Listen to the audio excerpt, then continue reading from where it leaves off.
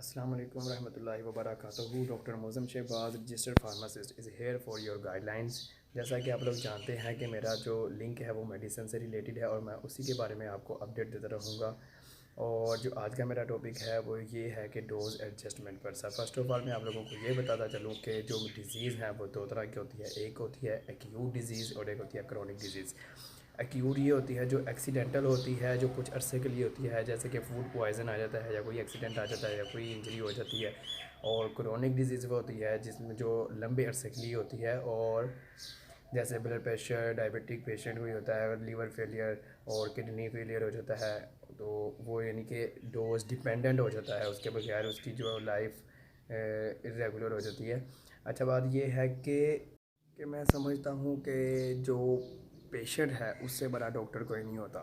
ٹھیک ہے، اسی نہیں جا کے ڈاکٹر کو بھی یہی بات خود بتانی پڑتی ہے. پھر ڈاکٹر جو ہے وہ ڈائگنوز کرتے ہیں ڈیزیز کو اور پھر اس کے ریلیٹڈ اس کو میڈیسن وغیرہ جو ہے ریکمنڈ کرتے ہیں اور ڈوز بتاتے ہیں. آج کل کے جو پیشنٹ ہیں وہ کیا کرتے ہیں، ڈوز تو جو ہے وہ لکھوا کر آ جاتے ہیں، لیکن کیا کرتے ہیں، کوئی بد پرہیزی کرتے ہیں. اور پھر اب فار ایگزامپل اگر کسی پیشنٹ کو کوئی ٹیبلٹ لکھی گئی ہے تو وہ کیا کرے گا، اگر کوئی بد پرہیزی کر لیتا ہے تو کیا کرے گا، اس دن سوچے گا کہ آج میں 2 اکٹھی گولیاں کھا لیتا ہوں تو مجھے جلدی افیکٹ پڑ جائے گا. یا اگر کسی کو انسولین کا یوز بتایا ہوا ہے تو وہ کیا کرے گا، جی آج اگر اس کو 20 یونٹ بتائے گئے ہیں دن میں 2 مرتبہ صبح یا شام، تو وہ کیا کرتا ہے کہ بھئی اس کی بد پرہیزی ہو گیا تو وہ کیا کرے گا، اس کو 35 کر دے گا، 30 کر دے گا کہ بھئی میں جو ہے وہ فوراً سے اپنی انسولین یا اپنی وہ جو شوگر لیول ہے اس کو میں ریگولیٹ کر لوں.